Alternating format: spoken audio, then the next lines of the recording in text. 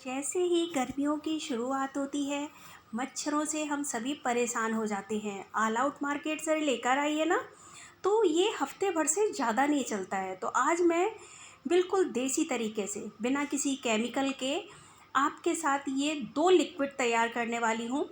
आप इस all out को घर में बनाइए और ये ऑल आउट 2 महीने आराम से चलती है। इतनी बड़ी रिफ़िल आपकी घर के सामान से बनेगी और 2 महीने आराम से चलेगी। इससे ना खुशबू भी बहुत अच्छी आती है। एक तरह का ये रूम फ्रेशनर भी है और साथ ही ये मच्छरों को गारंटी से भगाता है। तो चलिए बनाना शुरू करते हैं। और कुछ चीज़ें ऐसी हैं जो हमें आसानी से घर पर ही मिल जाएंगी। सिर्फ इसमें से एक चीज़ ऐसी है जिसको आप बना भी सकते हैं और जिसको आप मार्केट से ला भी सकते हैं। तो चलिए पहले हम ऑल आउट को बनाते हैं। तो इसका जो लिक्विड है ना, बहुत ही आसानी से बन जाता है। हम आज यहाँ पर लहसुन का छिलका इस्तेमाल करने वाले हैं। मैं लहसुन नहीं लूँगी। लहसुन का जो छिलका होता है बहुत स्ट्रॉन्ग खुशबू होती है उसकी। लौंग की खुशबू तेज़ होती है। साथ ही प्याज के छिलके, ये भी खुशबू तेज़ देते हैं। और जो तेज़ खुशबू होती है वो मच्छरों को बर्दाश्त नहीं होती है। जिससे ना जैसे ही आप इस ऑल आउट को लगाएंगे, आप 15 मिनट के लिए कमरे को बंद कर दीजिए।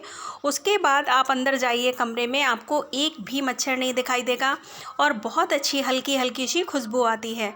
तो इस लिक्विड को बनाने के लिए हमें क्या लेना है वो मैं आपको दिखा रही हूँ। मैं ले रही हूँ यहाँ पर सरसों का तेल।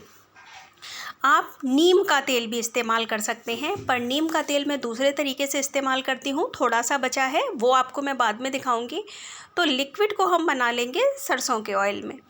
तो यहाँ पर मैंने ले लिया है सरसों का तेल। तेल आप साफ़ लीजिएगा, कढ़ाई वगैरह का चढ़ा हुआ तेल नहीं होना चाहिए। शुद्ध कच्ची घानी होगी तो ज़्यादा अच्छी रहती है। तो यहाँ पर जितनी बॉटल में लिक्विड आती है, मैं अक्सर इसको बनाती हूँ, इसलिए मैंने उतना नाप के ले लिया है। और अब हम डालेंगे यहाँ पर ताज़े तेज़पत्ता। तेज़पत्ता की खुशबू भी बहुत अच्छी होती है और मच्छरों को तो भगाती है, साथ ही ये हल्की हल्की सी स्मेल भी लेकर आती है। इसमें हम डाल देंगे 5 से 6 लौंग और साथ में डाल देंगे हम यहाँ पर ये जो हमने छिलके रखे हैं प्याज और लहसुन के।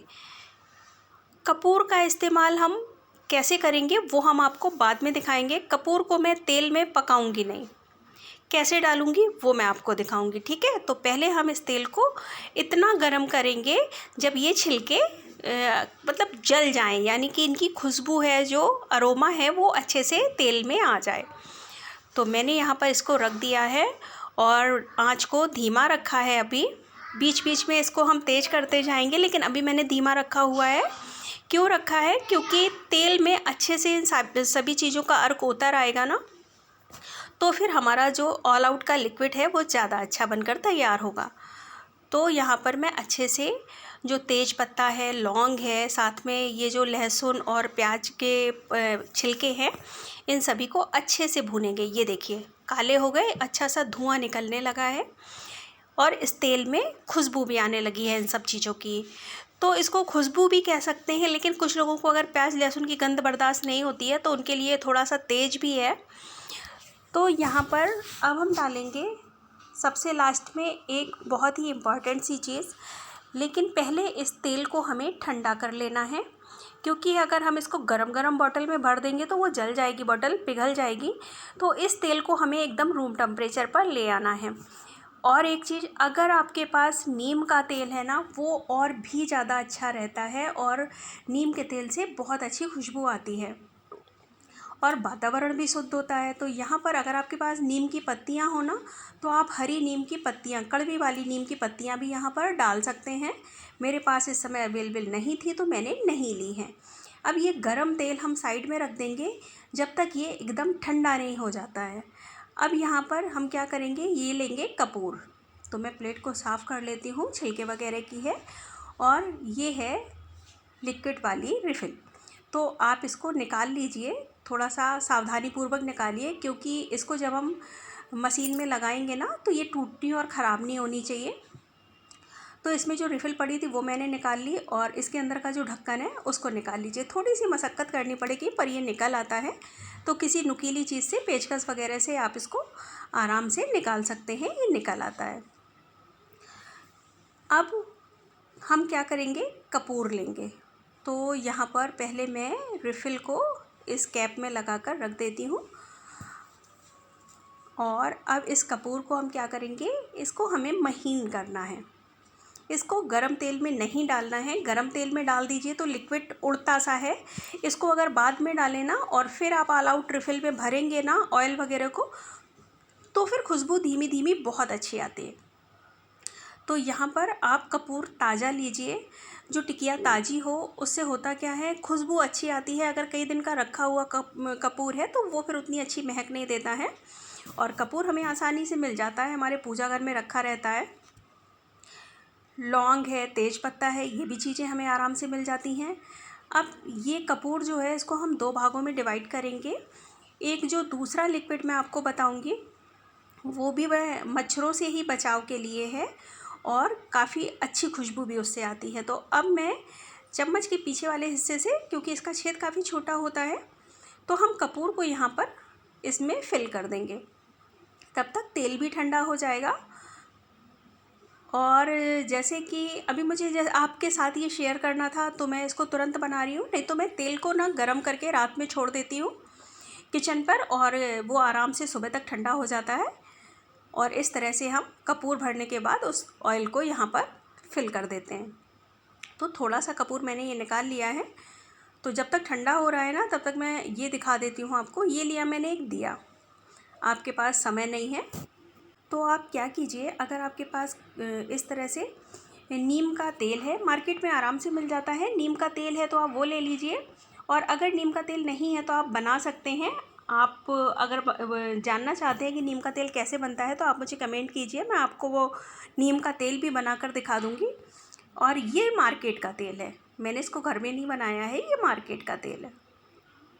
तो यहाँ पर नीम का तेल डाल दिया, कपूर डाल दिया, और रुई की बनाएंगे हम मोटी सी बाती।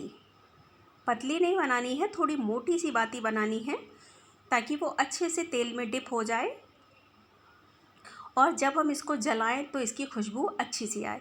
इसमें होता क्या है, इसको आप खुले में भी रख दीजिए तो भी मच्छर भाग जाते हैं। जैसे आप लॉन वगैरह में बैठे हुए हैं तो आप इसको रख दीजिए, इससे धुआं काफ़ी तेज़ होता है, धुएं से मच्छर भागता है, तो खुशबू भी आएगी और धुआं भी काफ़ी तेज़ होता है। तो आप इसको जलाकर लॉन में रख सकते हैं। और ये दोनों तरीके एकदम परफेक्ट हैं मच्छरों को भगाने के। कोई केमिकल नहीं है, कोई हानिकारक ऐसी चीज़ नहीं है जो हमारे बच्चों को नुकसान करे या हमें नुकसान करे। हम कॉइल जलाते हैं, ऑल आउट जलाते हैं तो एक तो महंगे बहुत पड़ते हैं और दूसरा बहुत जल्दी ख़त्म भी हो जाते हैं। उसका धुआं, उसका लिक्विड हमें नुकसान करता है, हमारे बच्चों को नुकसान करता है। और इस तरह की ये जला कर रखिए। इसमें मोटी सी देखिए बाती है, लौ अच्छी सी निकल रही है। आप इसको लॉन में रख लीजिए, धुआं भी होगा, इससे मच्छर चले जाएंगे और खुशबू भी अच्छी सी आएगी। तो ये सबसे परफेक्ट तरीका मुझे लगता है और ईजी लगता है। अब ये तेल हो गया एकदम से ठंडा, तो हम क्या करेंगे, ये जो हमने कपूर फिल करके रखा है ना रिफ़िल के अंदर, इसमें हम ये ऑयल तैयार किया हुआ डाल देंगे। और ये देखिए मैं आपको दिखा दूँ, परफेक्ट नाप थी। इससे आप आइडिया लगा सकते हैं कि मैं हमेशा इसको बनाती हूँ। अगर मुझे अंदाज़ा नहीं होता कि लिक्विड में कितना ऑयल आता है तो मैं इसे कैसे फिल कर पाती, तो मैं इसको ना हमेशा इस तरह से बना कर रखती हूँ। और ये देखिए मेरी उतनी ही रिफ़िल भरकर तैयार हुई है जितना मैंने ऑयल लिया था, और पूरी रिफ़िल भर गई है। इस लिक्विड को मैं हमेशा बना लेती हूँ और इसको आप आसानी से इस तरह से मशीन में लगा दीजिए जैसे हम नॉर्मल रिफ़िल लगाते हैं। और चलिए मैं आपको इसको लाइव भी दिखा देती हूँ लगा कर कि ये कितने अच्छे से वर्क करता है। तो ये देखिए मैंने इसको लगा दिया है और ये देखिए जैसे ही थोड़ी देर होगी ये पावर वाली लाइट जलनी शुरू हो जाती है और लिक्विड अपना काम करने लगता है। ये देखिए यहाँ पर गर्म हो रही है रिफ़िल और इसकी बहुत अच्छी खुशबू आती है। तो एक बार ट्राई ज़रूर करें।